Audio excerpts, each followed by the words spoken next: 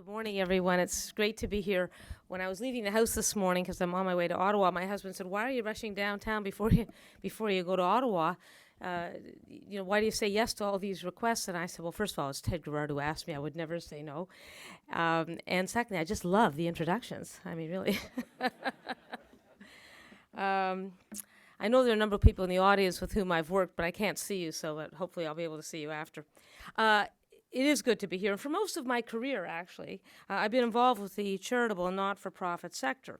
And I have participated in many fora and discussions like this on the role for that sector. What could we achieve if only we were able to collaborate, cooperate, communicate, and coordinate effectively?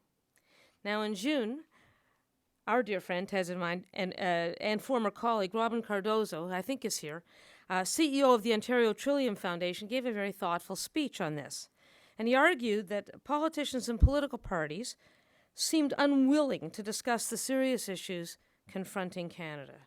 Issues like climate change, the aging of our population, or immigration, or health care, or the living conditions of our Aboriginal population, or environmental challenges, etc., etc. And he went on to ask, where is the requisite leadership to come from? His answer was from civil society, our sector, the not-for-profit sector. And Robin went on to provide many examples of not-for-profit organizations doing important work on public policy issues. Though for some incomprehensible reason, he neglected mentioning the Conference Board of Canada, which is doing groundbreaking work on these issues, but I digress. Robin concludes by arguing that we cannot look to governments for visionary thinking on the top issues of the day, and because of that, the voluntary sector must step into the breach, take the lead, set the agenda. And as I read the speech, I found myself nodding in agreement up to this point. Because then Robin turned to how. How is the sector going to build upon each other's strengths to fulfill this ambitious mandate? And the answer, he said, lay in collaboration and collective leadership. And there he lost me. And my mind went back, Ted, to when we were together 25 years ago, and I was at the United Way, and we convened this conference, and we called it A New Era for Voluntarism. It's a very optimistic name. And the agenda for that conference of sector leaders included several critical issues. At that time, we were very concerned about government funding of NGOs, not just the amount, but the policies and the practices, the hoops you had to go through. Commercialization and privatization of social services, which seemed to be on the rise then. We just thought it would actually take over. How the sector was or was not responding to growing ethnic diversity, and to the potential leadership role that the sector could play. And I remember Marvin Novick, who was the Dean of Ryerson at that time, he set out the vision. And I'm going to quote him. He said, "The vision was for the building of a movement for public responsibility, a community in which the weak as well as the strong are protected and nurtured." Now, the central theme of this conference emerged early and often. Delegates agreed that the sector suffered a paralysis of will, and that the lack of coordination, the poor communication, the muddled information were standing in the way of a more vigorous leadership role. I have to tell you that despite our high hopes captured in the title of that forum, New Era for Voluntarism, we actually did not make any progress. We weren't even able to define a common set of issues on which we could work together, let alone take common action. Many of the top leaders of the day were in the room, and they were filled with mutual respect and goodwill. Yet the truth is, despite good attendance, despite fascinating discussions, we were not successful. And as you can tell, I have now reached the debunking part of my speech.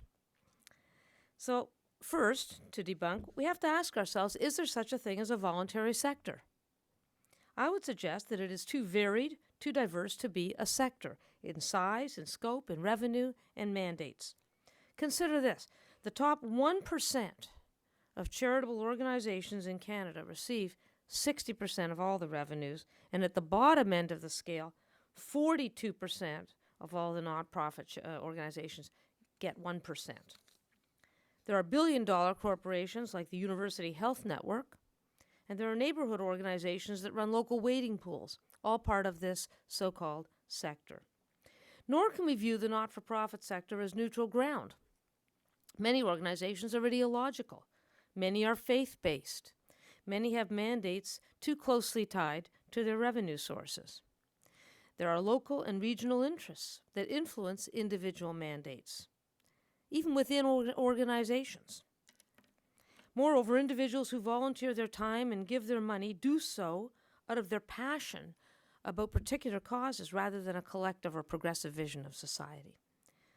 Now, my second point, related to the previous one, is the notion that some form or collective or collaborative leadership will emerge or could emerge from this hugely diverse group of not-for-profit organizations, sufficient that they could take charge of the big issues of the day. And I think that this is unlikely. I can't imagine how this grouping of agencies and organizations, with all of its diverse and vested interests, could ever establish a collaborative leadership model, nor how it could realistically be expected to bring together business, government, labor, faith groups, etc., on so-called neutral ground, other than on a very specific issue-by-issue basis. Moreover, I struggle to comprehend what kind of leadership model would work, and there are some who have extolled the virtues of a decentralized leadership model, a model that depends on collaboration and consensus building. I actually can't even see how this works effectively in a single organization, let alone among several. Does anybody here remember Nellie's 1991? And if you don't, you'll have to Google the story. Too much to talk about here. How would you ensure accountability? How would you develop and implement strategy?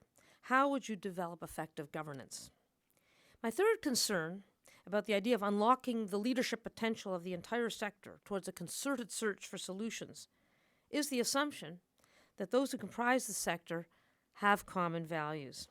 I have a story to tell you. Ted was there, I think goes back 20 years at United Way. Because even then, and I was at United Way for 2 decades, the motives and values of those who supported the organization with their hearts, their time, and their money were varied and often in conflict. Actually, this is 30 years. I remember when I arrived in 1982, we held a day-long community forum. We were trying to reinvent United Way at that time. And it was part of this strategic planning process to launch massive change. So we had the top labor leaders, top corporate, spiritual, and community leaders. We were all sitting in the room together, 100 of us. We got into a very intense and emotional debate about our mission. And the leading corporate spokesman in the room, a leading corporate spokesman in the room, declared, and I want you to pardon my language, but it is the language that he used in the room, and I think it's it conveys the point and also the emotion behind the point. He said he supported United Way because, quote, it would take the agencies off the government tit, unquote. Thereupon the Labor Council leader responded emphatically that organized labor backed the United Way for exactly the opposite reason, namely to strengthen advocacy for more government funding of human services. And it was quite emotional conflict, and then the conflict was smoothed over by the Anglican Archbishop, who stated that he supported the United Way because it brought both of these gentlemen together in the room. So while they could agree on the value of United Way, they could never have aligned on social public policy. A second illustration, also from my United Way days, and it's interesting, I don't know if Jamie Watt is still here, but we did a marketing study on who our donors were and the level of attachment they had. And this is the study we did of donor values. And our objective was to define the values of typical United Way donors so we could more effectively appeal for donations. When the study came back, we weren't as sophisticated as what we know today about public opinion, but when the study came back, we were surprised to learn that there were at least 3 types of donors, and they were very different. Each group had different motives and values. Some gave to United Way because they were religious or had religious type values, they believed in tithing, or they at least felt a moral obligation to give back to society, from whom too much is given, much is expected, that sort of argument. Others gave for practical reasons. They wanted the services there for them in case they needed them, like a form of social insurance. Still others gave because of peer pressure. That's why the workplace campaign worked so well, because they gave because their friends did, essentially. So they didn't agree on why they gave, let alone macro public policy. So to me, that the notion that the sector can unite to harness collective resources to problem solve or to protect progressive values, which many of us are concerned about today, is not realistic. All of this debunking aside, what can the sector achieve? I believe the power of the sector can be brought to bear under certain circumstances and for specific causes. Following its merger with the Canadian Centre for Philanthropy, the National Coalition of following its merger with the Canadian Centre for Philanthropy and the Coalition of National Voluntary Organizations, Imagine Canada, is playing a significant role today in advancing the needs and interests of the charitable sector in a very specific sense. It's taking a leadership role in developing standards for charity performance. So, for example, the Ethical Fundraising Code and its new standard initiatives. But less successful was Imagine's earlier efforts to set standards for corporate giving, which, by the way, was the main reason it was created. A second example, still fresh in our minds, is the opposition that our sector was able to mount against Bill C-470. This was the bill put forward by Liberal MP Albina Guarani in 2009 that would have required every charity to disclose salaries greater than $100,000 and to cap charity salaries at $250K. That bill actually got the support of the Liberal caucus and later all party support to be taken to the Standing Committee on Finance. The bill was in its second reading in the Senate after passing the House when the government fell and the bill died. Again, the cause was narrow and specific, and it affected the entire sector, so everyone was able to unite against it. Now, I could provide many examples where charitable or not-for-profits have come together in response to single major issues. I'm involved with one myself right now. It's quite interesting, both about the possibilities and the limitations. It's called the Winnipeg Consensus Committee. All of Canada's top think tanks, this is one, first, got together. It's on the energy issue. What was the purpose? We decided it was time for Canada to develop a clean energy strategy. Now, there is no end to the important constructive research and analysis being done by individual organizations, foundations, and agencies across Canada. I'll just tell you, at that meeting, a lot of work was done. We had a lot of the CEOs from out west, the energy folks, the natural gas, the whole utility side. And we did agree that we needed to have a national clean energy strategy. We didn't agree on whether there should be a carbon tax or cap and trade or all the specifics of a price on carbon. All these ideas were put forward. Then when it went to a particular group to rewrite, the word clean came out. So I was reading the minutes, and I said, we all agreed we needed a national energy strategy. So we had another meeting, and I said, I noticed that the one word that we spent 2 days to get in was taken out. Oh, they said, it was implied. I said, I don't think so. Anyway, we've now gone back to debating that. Like, in other words, it was, I thought, 2 steps forward, and we're now 2 steps back. And this is after really hours and hours of very constructive conversation, unbelievably great research on both sides of the energy question. A bit discouraging. Yet, they're moving ahead and slowly. Increasingly, it is, however, I believe, from the voluntary sector that we're getting the innovative and creative policy ideas. This is, to me, the exciting part of this. Where I'm especially optimistic with respect to the role of civil society in providing policy leadership and direction is on the urban front, and that's an area of particular interest for me.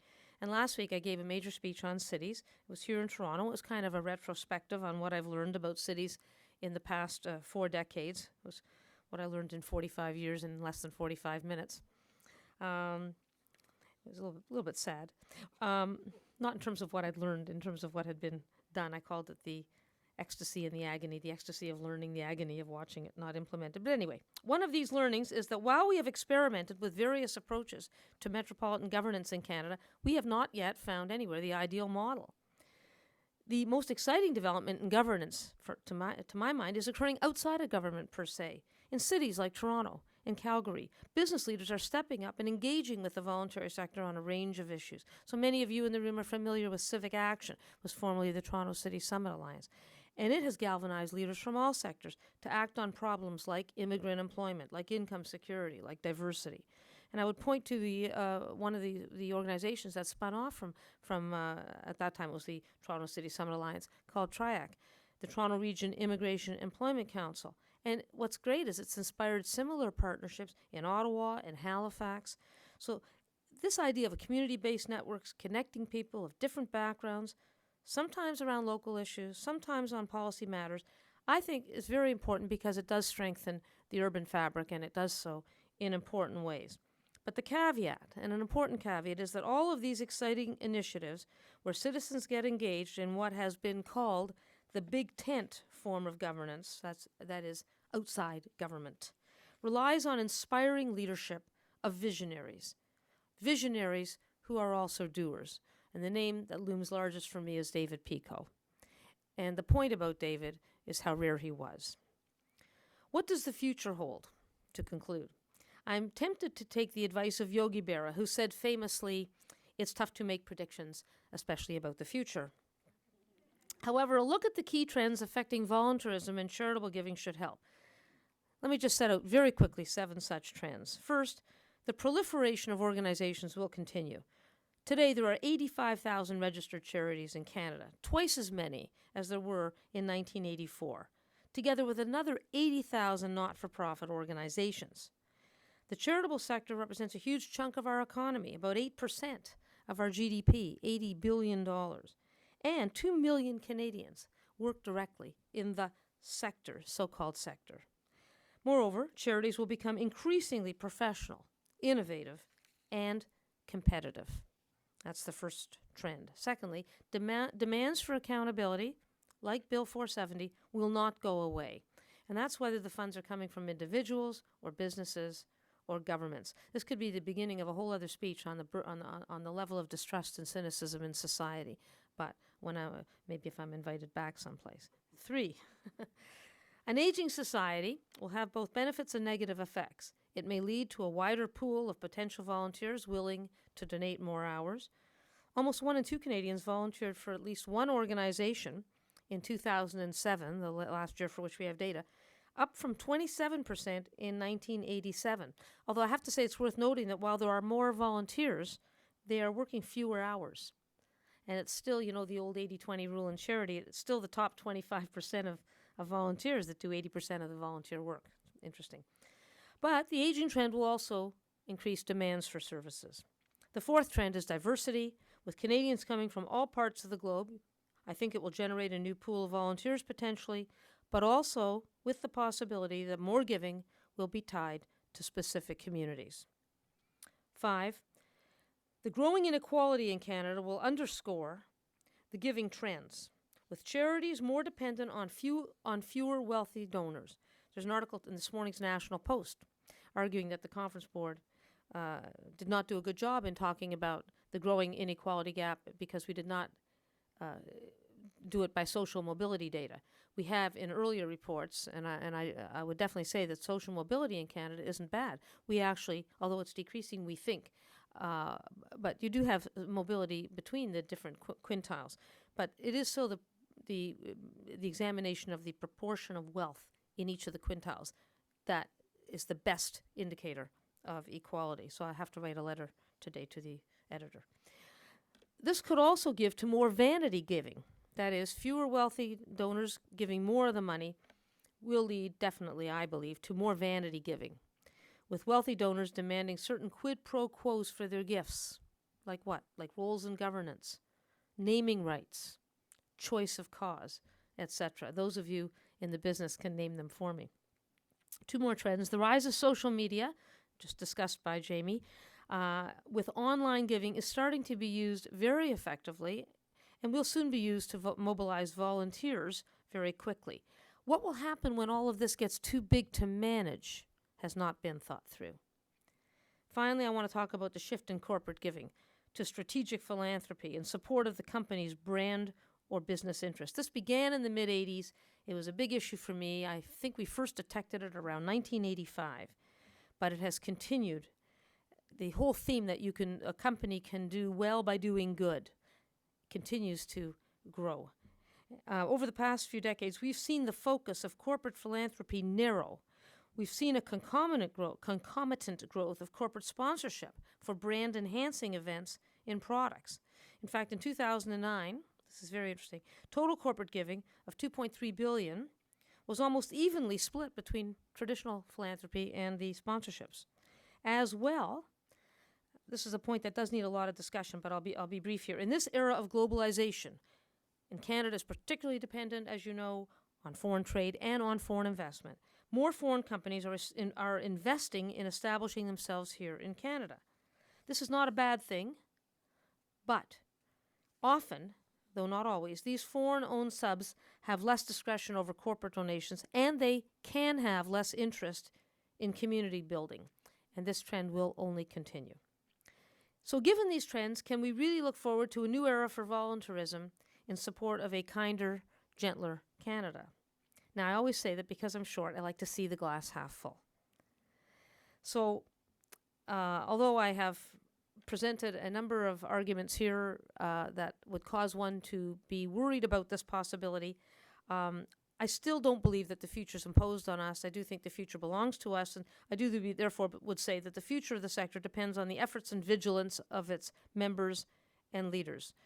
The future is not something we predict. It doesn't just happen to us. We do create our own future. So while we may not have a common societal vision or a viable framework for collaboration, I hope we will continue to work individually and together where we can, where it makes sense, to shape the future we want.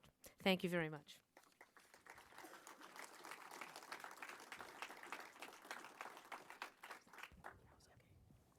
She's asking me, was it okay? I think it was okay.